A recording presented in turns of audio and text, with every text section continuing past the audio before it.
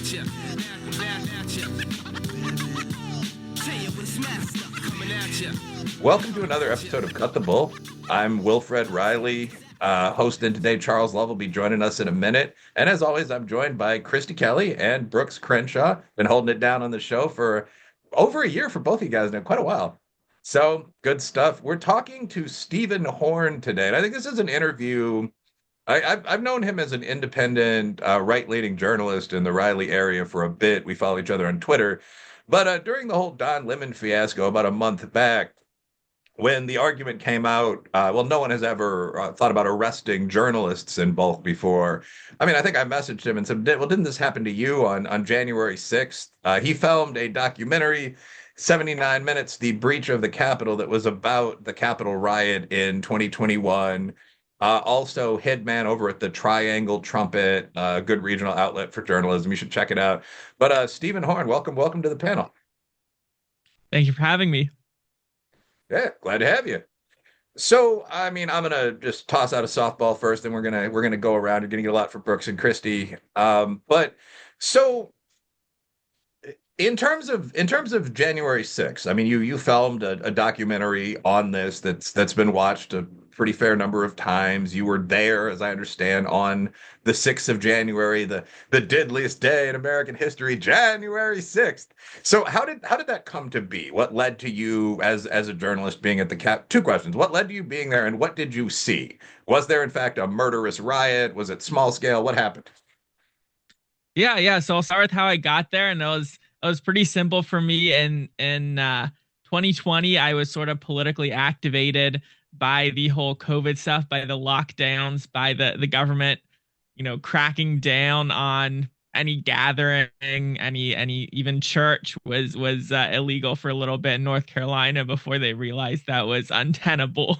So that kind of got me activated. I started covering some local events, in Raleigh specifically.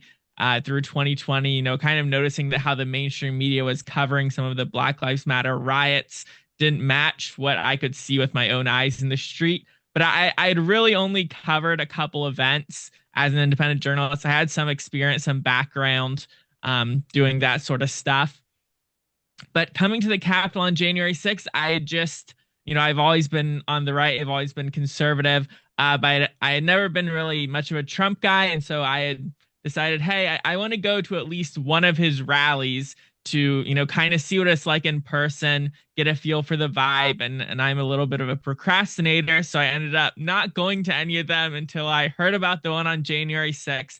I was following a bunch of independent journalists. So I had, seen the coverage of the Stop the Steal rallies in DC after the election. There's one in November, one in December, and then the third one in January. And at the previous two, there had been violence. Now, the violence wasn't, conservatives storming Capitol buildings or storming any buildings at all. It was pretty much the furthest thing. Most of it was, Antifa going after Trump supporters, and then some, Proud Boys in their type, fighting back or going and looking for Antifa themselves.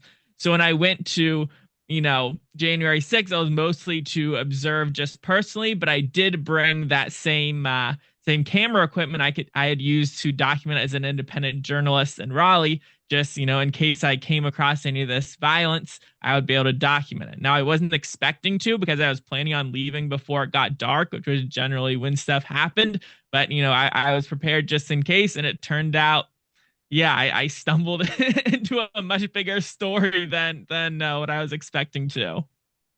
Yeah, and got a movie out of it. Definitely got some recognition, and also got to see one of the moments in kind of American history. So, I guess one of the questions I would ask about January 6th, and this is my last question for a bit, but what did you actually see happen that day? Because they're kind of two presentations. One is kind of the mainstream liberal, like we almost lost our country, and the darkest day. And then the other is the conservative. Well, compared to the BLM riots, where maybe 35 people died, this was a small scale, mildly embarrassing riot. It was concentrated around one of the doors of the Capitol building.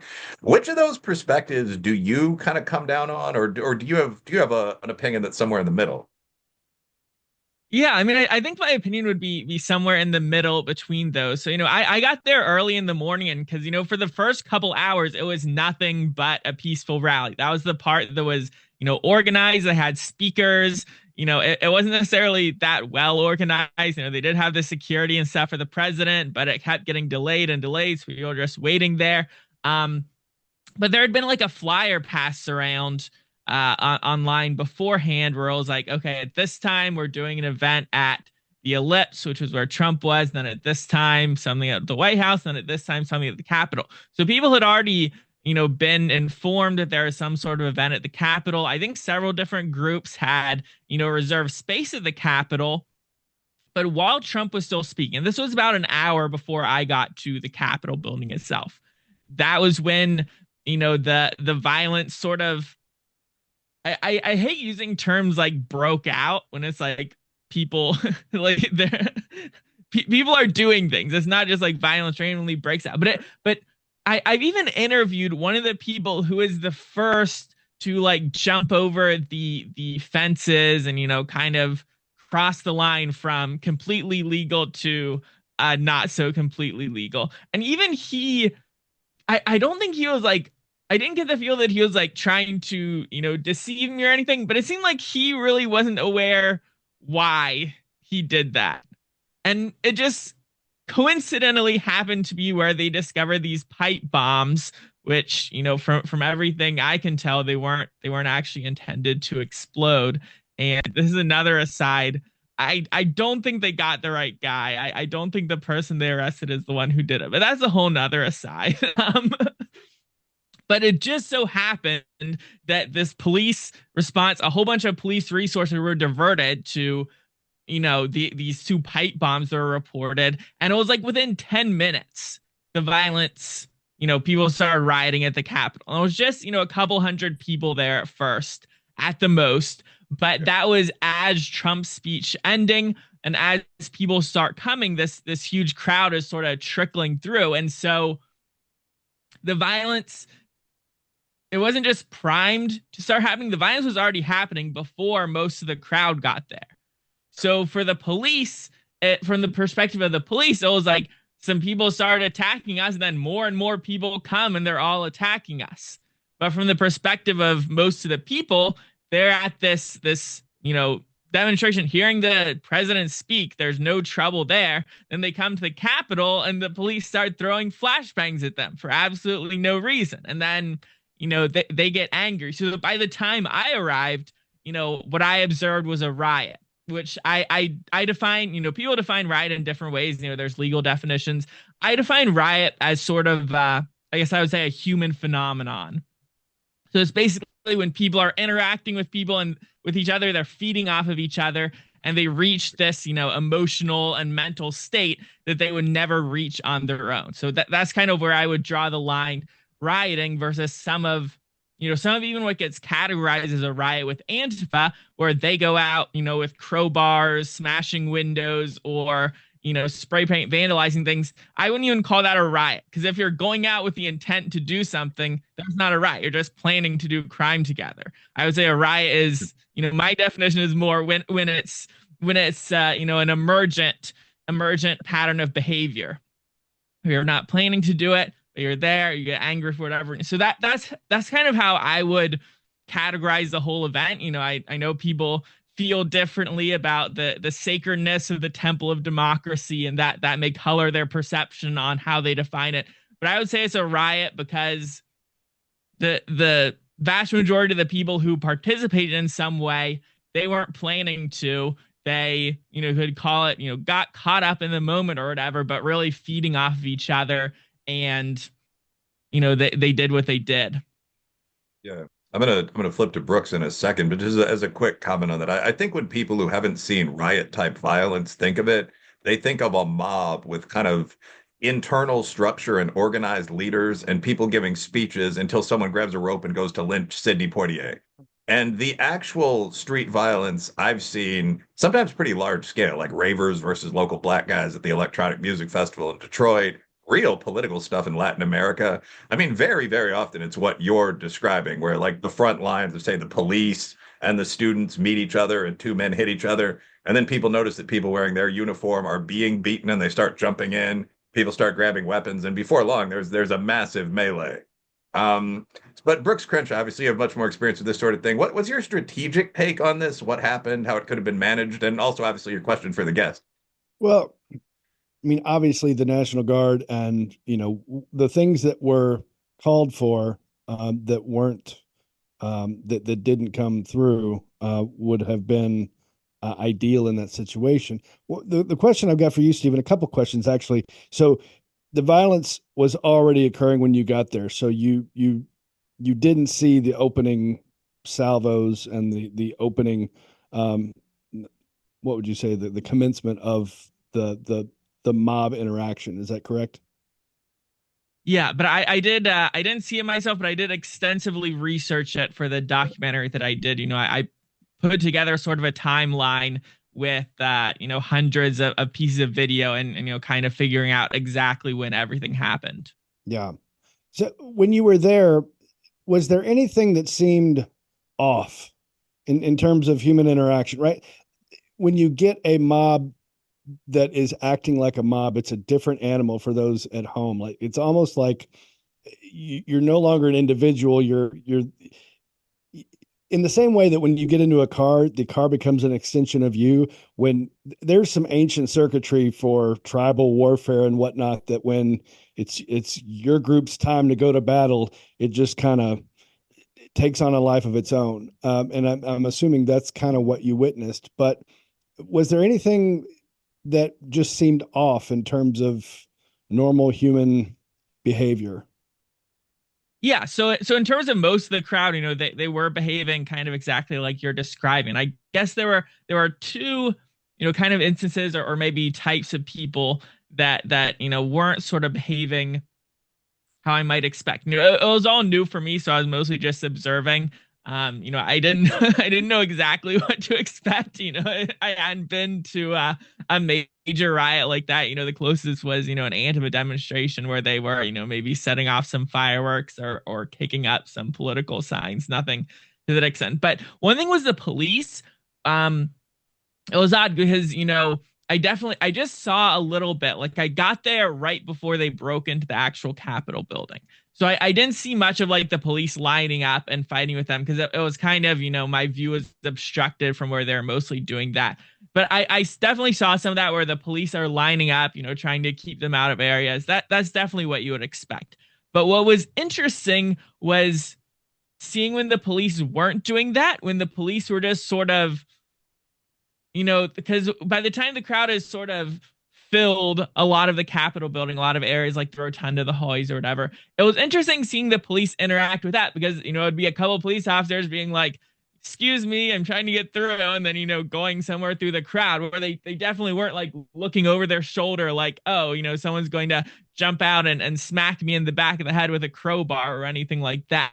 So it was kind of this weird dynamic with the police where when the police were like between the crowd and what they perceived as their objective was, even though most of the people, it was pretty clear that most of the people like they hadn't studied the layout of the Capitol or anything. And they weren't like DC people who are familiar. So they didn't know where they were going. But if they thought the police were between them and where they wanted to go, then, that's when they were fighting with the police. But as soon as the police were out of the way, it was just like chill between like the people weren't just like attacking the police because they hated the police, like Right. you see it a lot of the types of groups that tend to fight with the police.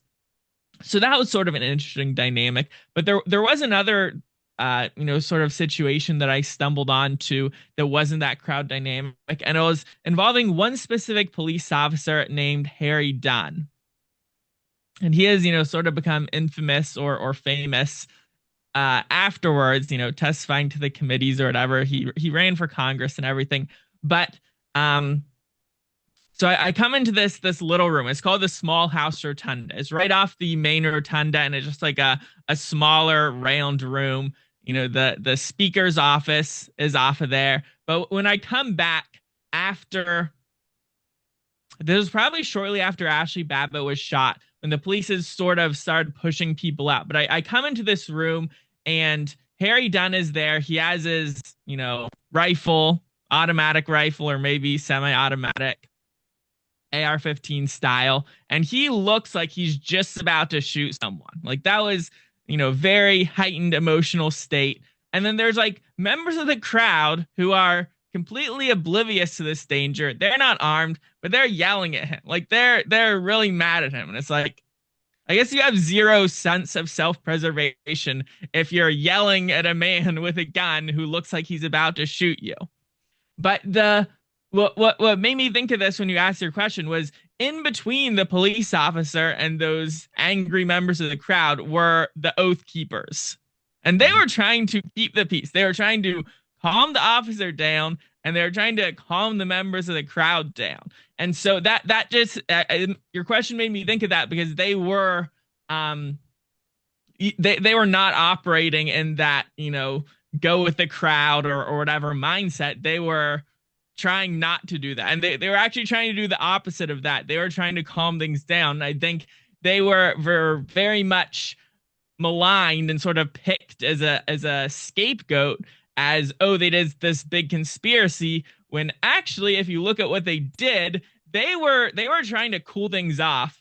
They were not leading any sort of conspiracy to overthrow the government. It was a riot, and they were actually trying to calm the riot down, and for that they got some of the longest sentences, even members who didn't go in the Capitol, which was kind of crazy. Right. So, yeah, that's really interesting. It sounds like a lot of the people didn't really want to fight. I mean, so again, there's one of the perspectives is like this is an organized attempt to take over the country. I'm going to flip to Christy, but I mean, my question would be sort of with what? Like, I don't have any respect for rioting, but it's not like even if you beat the police force in the Capitol, which have like bullpups and so on, you don't then run the country. It's not a game of capture the flag. Like the army's just going to come in and kill you. So, I mean, it's interesting that there are people in the crowd that were just saying, no, like we're military veterans, either police, like separate before someone gets hurt. Still, I mean, you shouldn't be rioting, but that's very different from any Antifa action I've seen. But Christy Kelly, what do you think? January 6th, I suspect you might have some opinions about it, broad ones, but what's your question for the guest and what are your thoughts? So I guess where I would want to go is immediately. I mean, I was home watching it, like probably most of us. And I just remember looking at it and like, man, it looked bad. Like it looked bad. But we're just coming off of the Black Lives Matter, riots where stuff was burning. It wasn't that, people scaling the walls. Yeah, that wasn't a good look, but they weren't setting stuff on fire. And then you see the police in some shots holding the ropes, and it looked like people were at Disneyland or something. So you really don't know what to think. And I think because for the average person who doesn't know what to think about what they're watching or what they're reading, that's where the media is able to come and sweep in and tell you what to think, tell you that, oh, this is a dark day, and oh, our democracy, is at stake. So I guess what I want to know, especially being an independent journalist, how mainstream media really helped kind of fuel what ended up being the J6 hoax would be my first question. And then my second question is, do you think that there's going to be a perpetual just stigma around J6? And I'll give you an example. I'm here in Arizona, and as people are running for office, that's something that is brought up. Oh, that person was at J6. That person was at the Capitol, almost like it's a scarlet letter just to have been there. So what are your thoughts? Yeah. So to start with the first question, I'll kind of go off on a little bit of a tangent, which is, for the past decades, the people, the political organizers who, especially Antifa and people like that, not the mainstream political organizers, but the radical political organizers on the left who aren't, who are at least comfortable with rioting, they have realized that having people film and take pictures of you rioting is not a good look. So they've developed a number of strategies for minimizing the damage to their movement from the media, and a lot of those revolve around just by making the media too afraid to cover it. So there's a great video made by a journalist named Allison Morrow. She worked for mainstream media up in Seattle, which is, I believe it was Seattle, maybe Portland. I don't remember which city, But basically, it was one of these cities where Antifa has had a long presence, where they've been organizing, do some of this stuff that we saw in 2020 across the country. They had been doing it there for years. And so, she basically made a video talking about, like, hey, here's my experience as, covering this as mainstream media, and then covering the, stuff as an independent journalist afterwards. And I think, one of the reasons there certainly were assaults on the media, but at January 6th, but most of those were because the January 6ers tend to personally hate the media, Trump supporters tend to, not have too high of opinion on the mainstream media. So when you did see assaults on journalists, it was more like anti-journalist hate crime, if you want to put it that way, rather than like trying to stop them from documenting. So there are cameras all over the place. And I think that's one of the reasons why, it struck people so viscerally, because, art is powerful. A picture is worth 1,000 words, and they got a lot of pictures for thousands, maybe even millions of words. There are at least hundreds of journalists on the grounds of the Capitol. And yeah, you ended up with some very powerful images, people climbing walls. Like, yeah, of course people have climbed walls at riots all the time. I'm sure personally, I saw people climbing on stuff in Raleigh, at these demonstrations that never got a picture or a video taken of them. And if it did, it wasn't very good quality and, wouldn't really resonate with people. So, kind of along the lines of your first question, I think that's one of the reasons why, it kind of had such an impact compared to other, you can look at other riots where more police officers were injured, or even riots where more police officers were killed, or police officers were actually killed, as opposed to, dying of a stroke later, which, kind of debatable whether it was, even related, or committing suicide afterwards, which once again, you can kind of make an argument for that's a whole nother complicated issue. There were actual riots where police officers were shot in the head during 2020. And so if you compare it objectively, but there were no pictures of those police officers, there generally wasn't video of that.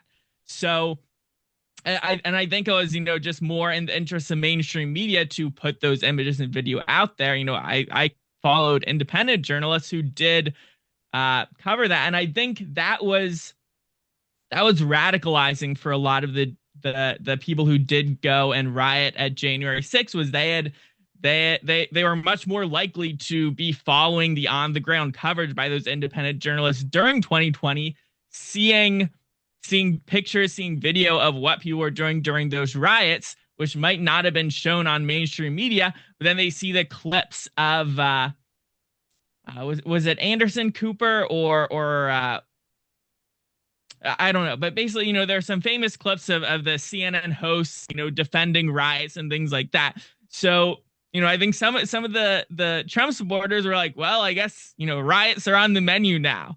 And they found out that CNN hosts lie, politicians lie. They didn't actually mean that riots were the voice of the unheard. They meant riots are the voice of the unheard when we agree with those voices. Unheard Democrats. Yeah, exactly. So it's and remind me what you're saying. The stigma of January 6th. Yeah, I think that will definitely stick. When you have that sort of emotional impact on the voters, that sticks with people. And so, yeah, Democrats will definitely keep using that as an attack as long as the people who were there to experience that on January 6th are still alive. And I mean, I think it's, it might seem kind of a silly comparison, but I think it is comparable to 9/11 in some way. Like, I was 3 years old and I still remember watching 9/11 on the television, and it stuck with me, because I didn't know what it meant, but I could see the reactions of the people around me. And so, that's one of the earliest memories that I remember is watching 9/11. So I think you were 3. Yes. Wait a minute. You were 3. Yeah. Yes. Great job in making me feel old, but okay. Yeah. And so I think, because kind of tying it to that is, I saw some quite a bit of people, the discourse on Twitter about the election of Zoran Mamdani, I'll get his name wrong. It's not very euphonic in English. But the election of that guy in New York, a lot of Damn, people are saying, Donnie. yeah, a lot of people are saying like, oh, like, do they not remember 9/11? Because, he's made some comments about 9/11 that people perceived as very dismissive. I think his wife may have as well. And it's like, well, a lot of the people in New York weren't there for 9/11. So as long as there are people in America who are voting who remember January 6th, who had that emotional impact, yeah, people will keep bringing it up, and people will keep trying to tie it to people they want to attack, whether justified or not. There are some candidates here in North Carolina that I've seen attacked in that way, and a lot of them. Actually, I don't think any of the candidates that I'm aware of here in North Carolina, like actually played any role in January 6th. They didn't even go into the Capitol like me. I was like people who are out on the lawn, pretty far away, couldn't even see like the violence or anything. It's just because how it was, you couldn't really see like the police fighting with people unless you were right up at the front.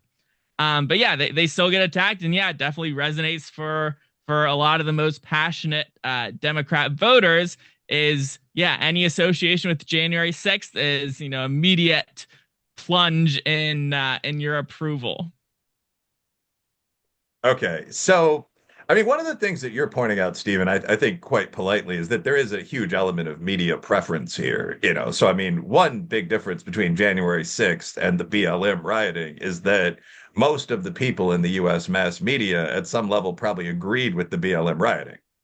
I mean, so the January 6th, the presentation of this is like our greatest riot in history, so on. I mean, during BLM, without going through the whole thing, I mean, like people in Seattle took over the capital district of the city and set up their own city state, Chaz. And there were gunfights at the border of it. I mean, 7 people, I think, died. And the Mag Mile in Chicago got looted by people in armored trucks. Like there were things where you easily could have taken that same level of imagery, like the space in front of the Sears Tower burning, and presented it as we have to break these left-wing movements forever. But that just didn't happen. That's my side opinion, though. Steve, I guess my next question for you would be: you said you almost got arrested on J6. What happened there? How'd that break down? If I can ask. Did they just arrest I did everybody? get arrested later, not on January 6th. Yeah, so I yeah, I'll answer your question. But first, one note, which people don't even remember this, but it wasn't just at Chaz where they were shooting people. They established an autonomous zone that was much less covered at I want to say it was Atlanta. I know I might get the city wrong. That would be bad. But there was like a Wendy's or something where one of these martyrs of the movement was he was like either tased or shot and killed, and they like established an autonomous zone there, and they like shot into some like family's minivan that was just like drove in there by accident, was trying to turn around. They shot, I believe they killed like an 8-year-old girl or something. And I think that was a lot less covered because the people running that zone were a lot more violent. I think they tended to be more aligned with the type of people who would commit violent crime, without any political excuse. Well, yeah, not in there, but yeah, you're talking about the Rayshard Brooks Autonomous Zone. This was one of like 8 or 9 of these that existed. And yeah, the whole thing was just absolutely crazy. I mean, I gave a few of the highlights from like a right-wing male perspective, but I mean, there were 120 days of rioting in Portland. I mean, what was it in Minneapolis? They burnt down the city's traditional Black and Asian business district, the Lake Street Business District. So, like businesses that I've gone to were set on fire. I mean, the whole area around what is it up there? The Twins Stadium was just blackened. I mean, they had to clear it with bulldozers. So yeah, none of this received the same level of coverage. This doesn't excuse occasional riots and assassinations on the right, by the way, but like it just really is notable. Like the difference is impossible to ignore. What was the Yeah, Rayshard Brooks was the guy. He actually literally fell asleep in the drive-through of that fast food restaurant. Yeah. It was like the least sympathetic of the BLM cases. And when the cops came to wake him up, he started fist fighting the cop. The cop eventually drew some weapons, and Brooks grabbed like a police strength taser from him and shoots it at the cop, like from a couple of feet away, almost blinded the guy. Finally, basically had enough and shot him. There's a black cop, I think. But yeah, this led to weeks of just rioting, major destruction. So this went on for years. I mean, I remember Jacob Blake in Kenosha where Kyle Rittenhouse, where people started fighting back with guns. And that really, I think at that point, a lot of elected officials said, okay, well, if the conservative boys are going to start coming out with Armalites, like we can't have this. We can't have armed forces fighting in our cities. But this went on for more than a year. So sorry to jump in there. You were going on about how your arrest or near arrest happened. Yeah, yeah. So basically, I was there at the Capitol, and I guess my perspective was from, these months and months of BLM riots, where it's like, okay, occasionally you would hear the feds charging someone, like up in Portland, some police officer got bashed in the head with a hammer, so they like actually arrested and charged that guy. But generally, it was like, you see the hundreds of people at some of these demonstrations, they're caught on camera, obviously breaking the law, rioting, but it's like, well, they're only charging the extreme cases, like trying to kill a police officer. So that was kind of my perspective after January 6th. But I had filmed people fighting with police, like a couple instances. I didn't see most of the violence, but a couple instances. I saw a couple instances of vandalism, property damage. So actually, I submitted a tip to the FBI. I was just like, hey, because I had posted my full 2 hours of video online. So I just sent a tip and like, hey, I did see some violence and whatnot. I have video of this. That was like the day after. But a couple days later, a picture of me found its way onto the Instagram of the New York Times Magazine. I'm not familiar with all the publications up there. But I believe it was the New York Times Magazine. Got however many millions of views, and apparently a couple people who saw it recognized me and sent tips into the FBI saying I recognize this guy. So I had reached out to them beforehand, but when they came to talk to me, they pretended like that never happened. Like they only got tips.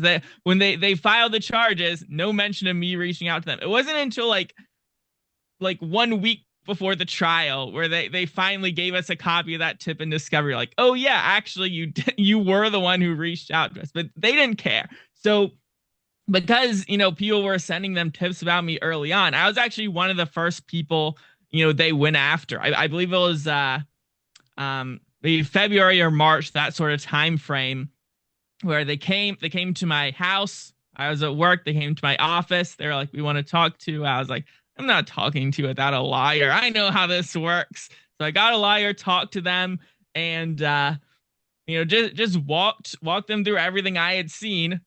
I just followed the crowd in, tried to blend in. I wasn't openly identifying myself as a journalist. I was recording with a hidden camera that I had made for recording Antifa, because they really don't like people recording them when they're doing crime.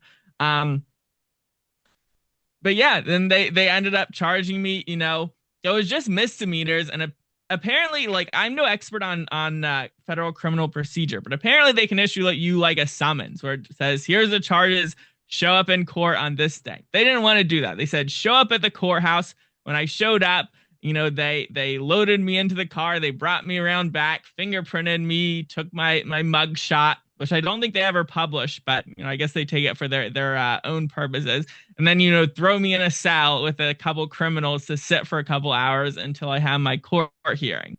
So that was a fun little adventure. Um, but yeah, I decided to fight it in the court system, even though I knew I didn't have much chance of success. I took it to the jury trial because I believe in the 4 boxes of freedom. I'm a little sentimental. So I took it to a jury trial. They found me guilty on all 4 charges because I was there. One of the jurors talked to my lawyer afterwards and was basically like, yeah, he was there, so we convicted him. Obviously, that's all that mattered.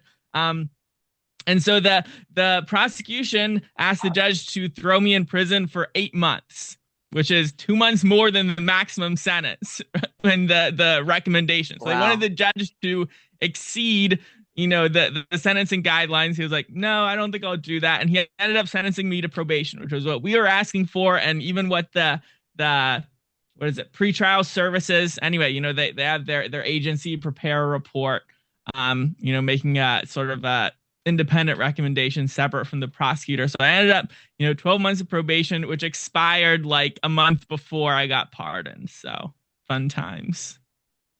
Oh, right. So apparently there were some errors in my research there. So you didn't just potentially get arrested. They took this all the way to court and they tried to give you Oh yeah. almost almost a year in the would that be the DC Metro Jail? I don't know whether it's jail or they put you in one of the prisons, but something like that.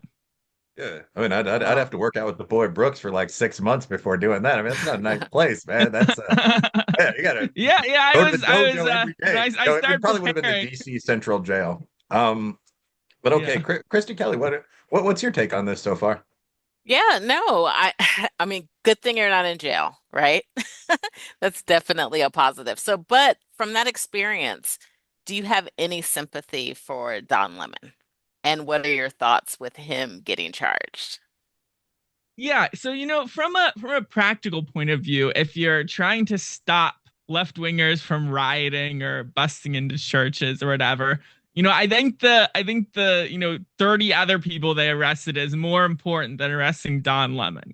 I think there's kind of a balance there, because I do believe there is a public interest in journalism, but how it works out in practice is that um it's I don't even know that it's a constitutional right. Like some people will be like, well, is it freedom of religion versus freedom of the press? To me, it's private property. It doesn't matter what someone is using their property for. You can't just barge in there and be like, well, I'm a journalist. No. If they ask him to leave and he doesn't leave, that puts him in the same bucket as everyone else who's not leaving, regardless of his purpose. So I'm a little sympathetic in that he's been conditioned to believe that he can do whatever he wants as a journalist and the government will defer to him.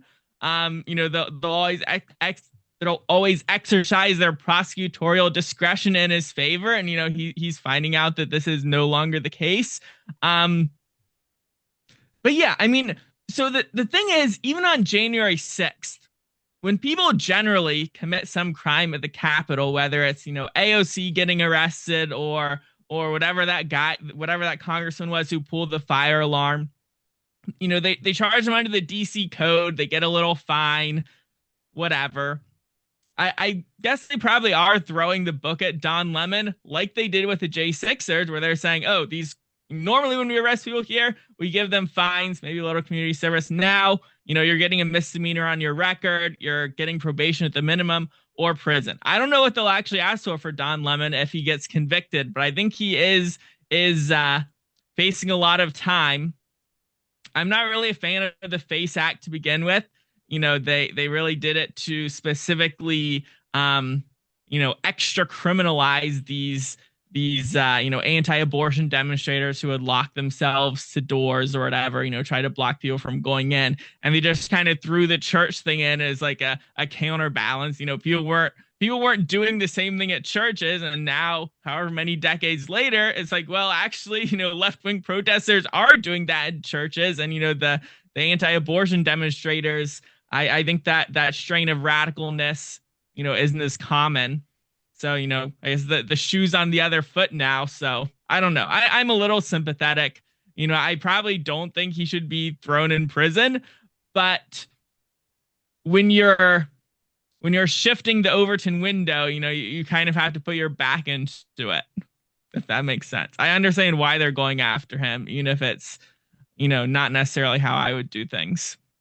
Well, Christy, you're a lawyer and a pretty good one. I mean, what would you do with Don Lemon? I mean, he did go into it's all the things in the law, right? He went into a house of worship with a assembled, potentially armed group or whatever. Like I've read it. What would you do with them? I mean, would you send this swishy reporter, not to mock him, to jail, or would you find some kind of third path? What's the Christy Kelly solution? I honestly think the thing that is going to get Don Lemon is possible collusion on the front end. So it's not just like he randomly stumbled upon, these protesters, or he heard of it and didn't have close associations with them. I'm not following it that close, but I do know that there's a video out there where he's in the car and he's talking about having, basically planned this, at least attending it with him. I think we're going to see the government maybe even move him into a position of you weren't just covering it, but you helped to orchestrate it. So that would be my guess as to the movement we're going to see if it goes to trial. But I think that's the lane that the government is going to take. Is not he wasn't just covering it. He wasn't just being a journalist, but on the front end, he helped to facilitate it. He knew about it. He maybe helped to plan it. There was some coordination. And then of course he went in and actually did the trespass. Yeah, and that's definitely what they've already alleged in the charging documents, which is yeah, he was part of it. He was talking to them beforehand. He was telling his viewers, or he was telling someone, I believe it was off camera, don't say where we are, don't tell anything, we don't want to warn anyone, which is not not what you want to be on record saying if they're accusing you of conspiring and oh, you are saying don't tell anyone what we're going to do because then they might be prepared for it. Well, that doesn't look too good for you. And a lot of the way these federal conspiracy laws are written is very broadly to make it, they just need like one act of collusion or one act of furthering the conspiracy because they really wrote them to go after like the mafia and stuff where they really had trouble proving anything because they're very good at, deterring witnesses from testifying. So they just, one act of conspiracy and then, they can throw the whole organization in prison. And so did the people who write the law really think that it would be used in this way? Maybe not. But when you have prosecutorial discretion, yes, sometimes they exercise it in novel ways. Yeah, obviously Brooks for the next question, but I mean that is worth a brief legal comment. I mean, so journalist isn't some kind of sacred cow category, at least as far as I'm aware, like priest or something like this. I mean, it's obviously crazy at some level to say, well, I, Wilfred Reilly, am going to go out drinking with the Proud Boys for a night and then the next day go with them to do something, film them, post it online and describe it positively, but you can't charge me for fist fighting because I'm a reporter. I mean, like we get thousands of views from these pods. I mean, there's a serious question about what a journalist is and whether there are any protections there unless you're doing certain things in service of the national interest, as I understand. But Brooks Crenshaw, what do you think about this whole thing? Don Lemond, what should we do with the guy? I'll let the courts decide that. The the one thing that you just mentioned, is interesting. It's almost like, starting a cult and claiming religious status so you can escape the tax, right? Like if journalism is a protected status, obviously you're going to get incentivized there will be an incentive to use that label or that cover to do nefarious things. And I don't know if Lemon, I mean, obviously he was conspiring in some regard. I think he's just an attention whore, and that's what he was participating in. But um, you mentioned something earlier, Stephen, about the fact that cameras were at J6, and therefore you got a lot of imagery, and that's a big deal, like in our history in terms of winning wars, for example. I mean, one of the reasons we can't really do the protracted wars that and I say this coming off of a 20-year war, but that we can't fight to win in the World War Two style is because there are cameras everywhere, and the civilian populace just does not have the stomach to see those pictures. And the thought of Walter Cronkite taking off his glasses in the pivotal moment that changed the course of Vietnam, which the Tet Offensive was actually a tactical victory. The U.S. won that skirmish, but it was reported as though it was the the the end of American patience for conflict. And I think cameras are a big factor, and social media is a big factor. But not only the fact that they're there, we as a species have gotten so sophisticated in the narrative and presentation of it that you can really just paint a picture of something that happened that didn't really happen. What are your thoughts on the CIs and informants and feds that were there that day? What type of involvement do you think they played when you were on the ground? Yeah, that's a good question. I don't think we know. You know, they have been the opposite of forthcoming with how many there were, with what they were doing. The most egregious behavior that we know of was even this. I don't know why more people didn't talk about this, because the evidence is all there, is all public. But there's a Metropolitan Police officer who is undercover as part of their electronic surveillance unit, and I believe that they had either 26 or 29 people in that unit. 20 some people there on January 6th, part of that electronic surveillance unit. At least some number of them were undercover, and one of them was wearing a GoPro and telling people, go, go, go, telling people keep going as they're going up the stairs and into the door that they had just broken open. Well, the facts line up that after that video came out, they, disciplined an unnamed Metropolitan Police officer for, violating policy at the Capitol, and he got like a 10-day suspension. So that's what we know of. And that was only because, one of the J6ers who was, analyzing this, I don't even know how many hours, countless hours of video that was, defendants were given access to, some limited access as part of their discovery, came across this video. Someone else leaked it. It was shared all over the place. And then, when the DC, or when the Metropolitan Police published their annual, police discipline report, some local DC outlet noticed, like, oh, there's an officer discipline related to January 6th. Then, I had to sort of put the pieces together, like, oh yeah, the rank and everything lines up with it being this officer who was on video saying, like, keep going as people are going into the Capitol. But in terms of the, I believe other material has come out, with some of the investigation, that there was hundreds of plainclothes police or law enforcement in the crowd. Generally, I don't think it was like a conspiracy. Like, I don't think they were acting as agent provocateurs generally. But since we don't know who they were, we don't really know.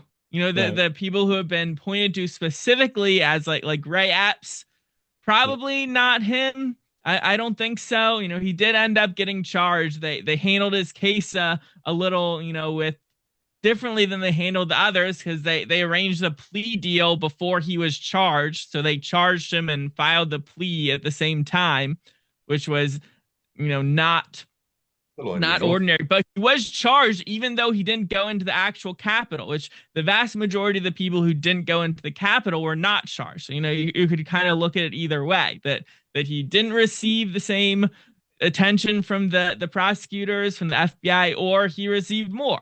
I think it's kind of between the two. I think, he very well could have just been, a person who got a lot of interest. And if, if the government really was having if they really did have agent provocateurs there, and someone was getting all the attention who wasn't actually one of them, like, are they going to be like, no, you got the wrong guy? Or are they just gonna, kind of let that stew? So I don't know. I don't know. Well, there were moments in videos that I've seen where you'd have one person in the crowd either doing what Ray Epps was doing, or, breaking the windows or whatnot. And then you'd have the people around them going, hey, Fed, Fed, Fed, and seeing that. Did you see any of that when you were there? Any of those interactions? So I did see, one specifically that comes to mind, which I don't know that anyone even got this on decent video. I never seen a clip of it out there, besides maybe my own, which wasn't the greatest quality video, which is we were in the basement below the rotunda. So it's, a big round room, but not so tall, and with a bunch of pillars. And apparently I couldn't even really see much of what was in the room. So I'm not sure what they use it before, but I think they might do something with the tours there. I think they have some like exhibits. And I think one of them is like a diorama of like the National Mall. So one of the members of the crowd took like a piece of bar. I don't even know what it was, maybe like a broken flagpole or something. And he started like whacking the diorama, like just breaking it for no reason, as rioters do. And the people around him were like, stop, don't do that. So that was like the one instance I had with that. I did come across, I think that was the only vandalism I actually saw with my own eyes. They did come across, broken stuff that had been vandalized, like the windows and the doors that people used to get in. I think generally where people were accusing people of being feds was where where the crowd hadn't reached that that state of mind to be okay with it. And so then one guy comes along and tries to do it, and the rest of the people are like, no, we're not about that. Why are you doing that? Whereas the places where more of that happened and the crowd went along with it was where they had been fighting with police, they had been getting flashbang, they had escalated to that point where the crowd was okay with it. Yeah. Did you see the people on the scaffolding, the people at the raised position that were calling out to people to do certain things? I mean, I didn't see it personally. Okay. Yeah, just trying to get your ground truth from your experience there. Yeah, I mean, I think there were definitely provocateurs, people who were trying to get stuff to happen. The question is just why they were doing it. Were they doing it as, agent provocateurs for the government trying to get something started? Were they leftists? Were they Antifa trying to, get something to happen to make Trump supporters look bad? Or, were they just apolitical people like, Joker style who just want to cause chaos? Or were they Trump supporters who wanted to get the crowd riled up because, they were also passionate about the election or about COVID or the lockdown? I mean, that's one thing that hasn't been talked about much, but I definitely observed from listening to the people there, a lot of the anger was not about the election. It was about the lockdowns. And they had been angry for a whole year. And so this was when they were, redressing their grievances to Congress, but Congress wasn't interested in opening the doors to them. So yeah, Herbert Hoover shot two. He didn't personally do this, but there were veterans on the lawn, and he had them shot. Two of them were killed. But this was in the 30s, and there weren't any cameras. And so that's a very little known historic fact, but those things have happened historically. We just have GoPros everywhere, which I think could be a really good thing in terms of piecing some of the questions that we've addressed here recently together. But Will, take it away. Yeah, man. So, I mean, that's a good series of questions from you, Brooks. I mean, my own take on this is that there obviously, if you're someone that is familiar with WikiLeaks, Telegram, so on, I mean, or who watched the hearings on J6, there obviously were a lot of federal assets at the Capitol. I mean, to a remarkable degree, where the FBI top brass were quizzed about this. How many men did you have there? And they said stupid. I mean, they literally said things like men or women. Or we can't tell you that. I refuse to answer that question unless I speak with counsel. So, I mean, that implies to me that there was something going on. The question is what? I don't want to go into a whole lengthy ramble, but I mean, the old joke about the Klan or the Black Panthers is that if you think you're a racial revolutionary, you're actually sitting in a room with 9 FBI agents. Right. And I heard that for the first time my second year of law school. So when they say we had all these assets at the Capitol, is that just because so many members of the Oath Keepers, Boogaloo Boys, Proud Boys, any of the apolitical black groups and so on that went along are federal agents? Or is it because they specifically wanted to shut down this Stop the Steal stuff once and for all by basically staging something that looked bad but didn't kill anybody? That's the simplest way of describing what an agent provocateur would do. There were a lot of people that were angry with Congress. I mean, if you actually read what happened on January 6th, it's kind of funny. I mean, people peed in AOC's office, and that guy stole the lectern from the Capitol. I mean, every citizen population, I disapprove of that, but every citizen population's been tempted to do that, hit a congressman over the head with your walking stick and, take his bag of money from his desk. And I think some of that went on. There was very little structural building damage, as I understand, but that's a good summary. I mean, normally it's about 10:06. We wrap up by each saying a wise thing. I do have one very quick question before the wise words thing, though. Stephen, and for the rest of the panel, what is journalism? When you refer to yourself as an independent journalist, and when I've seen some people comment on you and say, he's not a journalist, although your work seems quite solid to me. This whole thing is Don Lemon a journalist now? He's been fired from CNN, and he's podcasting in his basement with a slightly smaller audience than we have. Am I, God forbid, a journalist? What is journalism, Stephen? And for either of you guys, what does that mean? Are you doing acts of journalism where you go out with your camera and record things? Or is there a specific category where you need training, you need some kind of background skill like doctor? That's a good question. I just watch CNN and try to copy them. I'm just kidding. That's a good question because if you look at the Constitution, it's what is the actual language? Freedom of the press, right? Which, isn't even specific to journalism. The idea that you're supposed to use the press specifically for, to report on what's going on, that's kind of a layer on top of that. Personally, I call myself an independent journalist because that is the standard that I try to hold myself to. A lot of people say a lot of things, but I try to hold myself to not making doing my research, citing my sources, not making factual errors. If I do make an error, correct it. Kind of basic things like that. Don't bribe your sources. I think I would hold to the, various codes of ethics for journalists. I haven't come across any that I really disagree with that are like, no, actually, I would do some of those things. And so I think that's just why I would call myself a journalist. Among the various types of media that you could be, I'm trying to put stuff out there that is true. I'm gathering. Kind of my philosophy is the golden rule. I'm the type of person who likes to know what's going on. So I figured if I'm doing the research, sometimes that's going in person, sometimes that's reading stuff, sometimes that's looking at the pure. If I'm doing the research to be informed myself, I'm going to put it out there so other people can be informed as well. So that's kind of the perspective I bring. I don't know if I've ever seen a specific definition of journalist that really resonated with me, but that's kind of the perspective I bring to it. That's a pretty good definition, actually. A research seeking or research doing, knowledge seeking person that follows a basic professional Bushido style code of rules. Okay. Yeah, and I mean I do think you have to cut off, like, you have to ask what that is. Like, I mean, Nick Shirley would probably make it, but I mean, like, does Gunther Eagleman from Twitter? No hate for bro. I mean, like, where does the journalism line stop? And I mean, I would probably trust reporting from either of those guys over MSNBC, honestly. Like, is our mainstream media following these codes of ethics and providing equal time to different sorts of folks?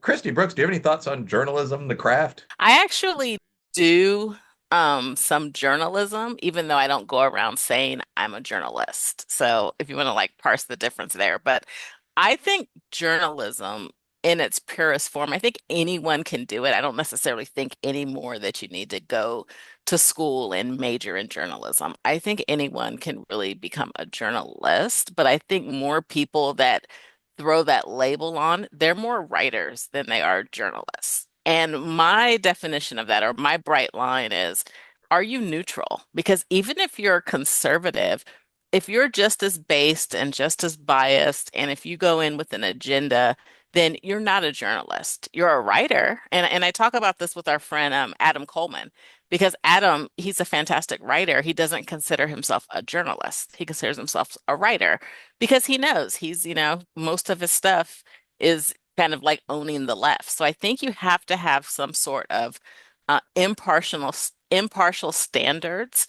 Go in with a research base, and especially those of us that do writing on the right, we can't become what we hated the left. So we can't automatically just want to own the libs. I think if that's your mentality, you're automatically not a journalist, which is not okay. I mean, it's okay to just be a writer, as your book is right behind you, Will.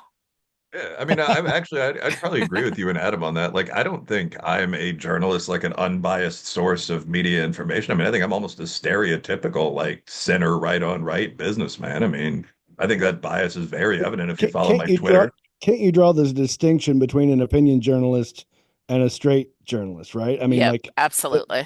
that's where I think, and too often I think the people that have been posing as straight journalists have actually been opinion journalists, on the DL. So, the fourth estate is incredibly important in holding power accountable.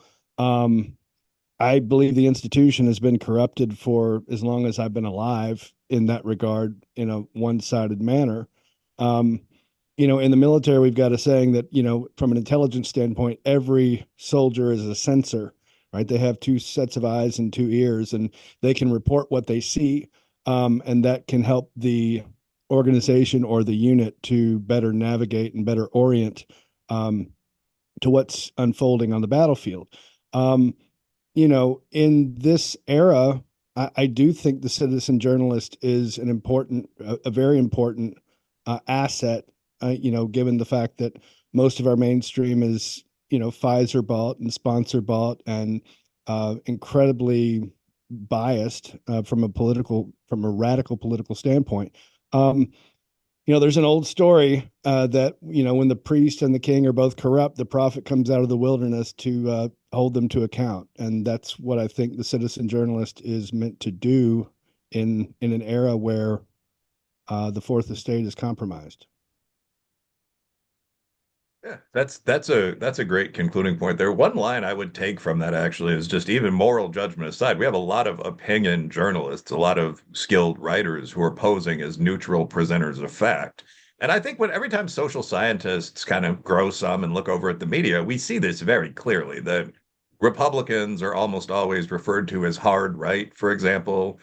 But someone like Ted Kennedy or AOC would almost never be described as hard left. It's these subtle biases. And the right fights back in our media, where like the Republicans are called the Republican Party, but the Democrats are like the Democrat Party. It's actually Democratic. It's stupid stuff, but it shapes everything that you see. And at the outer extreme, you have people like Don Lemon, who are obviously partisans. They're obviously organizing partisan events. And it's weird to realize, a couple of years ago, that guy was on CNN. For that matter, a couple of years ago, Tucker Carlson was on Fox. I mean, so like what? Yeah, well, it's funny because now you're seeing even on the left, people that were at networks going and opening up a Substack. So now I don't even think you can really distinguish them as, they are independent, but when I hear independent, sometimes the mainstream media uses that to be dismissive. The same thing with, citizen journalists. But now you have their own saying, forget this network. I'm going to open up a Substack, more freedom to be who I am, and probably, going to be pretty lucrative down the road. Well, Yeah, Lester, this been sorry, Stephen, go. Yeah, I was gonna say I think historically a lot of the line being drawn by like opinion journalists versus someone who just has opinions has been that institutional credibility where yeah, if you're writing about your opinion for the New York Times, now you're an opinion journalist. If you just write your opinion on a sticky note and stick it to your door, anyone could walk by and read it, but are you going to call yourself an opinion journalist? Probably not. But in the era of social media, where the costs of that press is anyone can get online and anyone can use Twitter, and so you have journalists using a platform like Twitter, you have journalists using these various platforms, and then you have people who wouldn't classically be considered journalists using the same platforms to put out a lot of the same content. Well, where do you draw the line? Personally, a lot of the stuff, if you read my Twitter, you'll see a lot of stuff that is not much journalism, but I identify as a journalist because the part of what I do that is journalism, that's my focus. That's what I put the most effort into. That's I guess you could say my identity is, not the opinions that I type up in 10 seconds and hit send. It's, when I'm doing hours, days of research to write an article, to put together a story, because you have all sorts of journalists, opinion journalists, video journalists, data journalists, or it's like, okay, well, are you just a person publishing opinion, video, or data? And it's like, I think it's confusing, and the lines are blurred now. Yeah, very, very interesting. Yeah, I mean, so that's obviously true to some extent, that for a long time we had a few media outlets. I mean, that's like the old Rupert Murdoch thing, right? Where he was interviewed about starting Fox. We've all seen it in like business or law school. Who's your audience supposed to be? Who's the target market? He said, well, half the country. I mean, because the conservative population is almost totally unserved, and there are only, what at this time, 4 networks, 3. So, I mean, that's WGN similarly for Black urban audiences. So by the time, like, as a working middle class kid in the 90s, we had the nice TV in my house. We could get 6 channels, maybe 7. We could watch the Nature Network or whatever. So I mean, there's been a dramatic shift between the rise of cable, TNT, and all that, the rise of social media. So now, I mean, I don't really think there's much difference between hosting a podcast with 100,000 watchers and being like, I mean, Charles and some of our people do sub on like OANN, for example, and no hate for them, but that barrier is a lot more gossamer than it used to be, and that's probably good.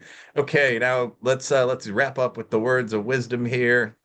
Um, my own would just basically be I'm going to praise the citizen journalist for a second. I think it's good that first of all, I don't think it's good we have cameras all over the damn place. It's ruined everything from nightlife to romantic relationships. But one positive effect of it is that it's very hard to lie from the corridors of power.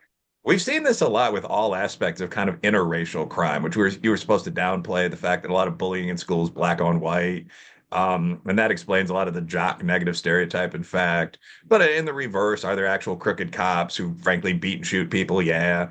Is there a lot of domestic violence that often crosses group lines in poor areas? Yeah. And everyone's sort of known these things, but it's been very taboo to talk about them. And it's not what the networks are going to choose to run. Now someone can just post a video online and it can be called like white guy gets jumped or white girl acts crazy or something. We might view this as offensive, stupid, but it also documents the reality of life to a pretty significant extent. So, I mean, I think that this is a positive. It's harder to lie.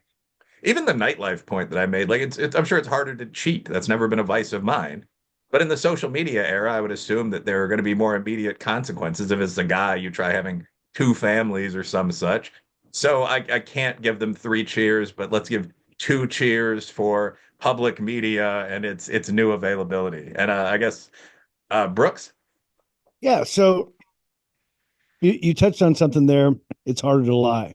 And I think that's really important. I think we're living in an age where more truth gets out, but the volume of content has increased exponentially. So it's possibly harder to find, although it's there. Whereas when you had three gatekeepers and two major newspapers, it might not even see the light of day. So like that makes me optimistic, back to the British or the European versus American wine market, right? In terms of quality control and all things. Like we live in a media now, in a world where the media now is everything in quality. You've got the worst thing you could possibly imagine and a lot of it, but also you can get to the bottom of things if you're properly discerning. And so ultimately what we're looking for here is what's true. And with the democratization of information, I'm optimistic because there are people that are still looking for it, and the ones that are good at it will get reputation and get following.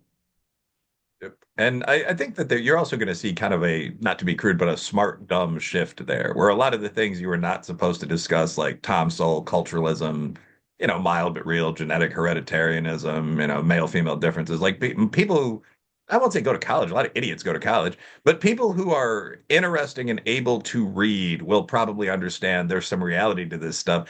I do worry that there are going to be a mass of other people down the scale that are following like Occupy Democrats or our equivalent of that. And everything you see is just bullshit. Like, hey, the world's going to end in 12 years. Like AOC's summary of climate change, which panicked people. People said ended more than 1,000 marriages, so on down the line. But Christy Kelly, what do you think? What's your word of wisdom? WOW. Well, I don't think we said enough about the disproportionate sentencing that the J6ers done and really how what should have been for some, maybe especially if they didn't commit violence, what should have been just a slap on the wrist like they did for BLM, really did ruin some people's lives. So I don't think we said enough. And really horrid conditions. I mean, I heard they were living in horrible conditions in the jail. So that's one thing that I don't think we said enough about. And fun fact, so the QAnon shaman, he is an Arizonan, and I used to actually run into him all the time at events and stuff. And he's actually a really nice guy, and was hosting like prayer sessions at the state capitol after he got out of jail for a long time. Yeah, very, very valid. I'm not gonna like step on. I mean, that yes, obviously there were major differences in sentencing. That's pretty remarkable. Stephen Horn, you were almost one of them. What's your word of wisdom? Yeah, I'll say something nice about the mainstream media. I think in our urge to get away from their sort of narrative control, where we can see that they're obviously, controlling the narrative, shaping the narrative, avoiding discussion of certain topics. I think there has been some aspect of also throwing out the good with the bad, which is that the average factual claim made by a mainstream media journalist is more likely to be accurate than, the average factual claim made by, a random large right-wing Twitter account, because they might get a lot of things wrong, but there is still a level of professionalism that unfortunately is often lacking in right-wing media. If all you have to do to get your audience is say, hey, we're not giving you the left-wing narratives, then, there isn't much incentive to also be like, yeah, and we're still going to bring the same professional rigor, the same journalistic rigor. So yeah, that's what I'll say. I try to do both. I try to bring the same professionalism, the same journalistic rigor, while, not not buying into the left-wing editorial bias that pervades the mainstream media institutions. Boom. All right, that's a great quote, a great clothesline on how you ideally want to do it. Thanks to Stephen Horn for coming on Cut the Bull. I'm Wilfred Reilly, passing a shout out to Christy Kelly and Brooks Crenshaw, as well as to our audience watching yet again. Thank you, guys. I got a country to say. Patriot J, I'm saving the day. Patriot J, I'm saving the day from you commies who lame. No, you can't fuck with me. I got a country to say. God bless the US of A. Land of the free and a home of the brave. God get all of the praise. I got a country to say, cause I'm Patriot J and I'm saving the day.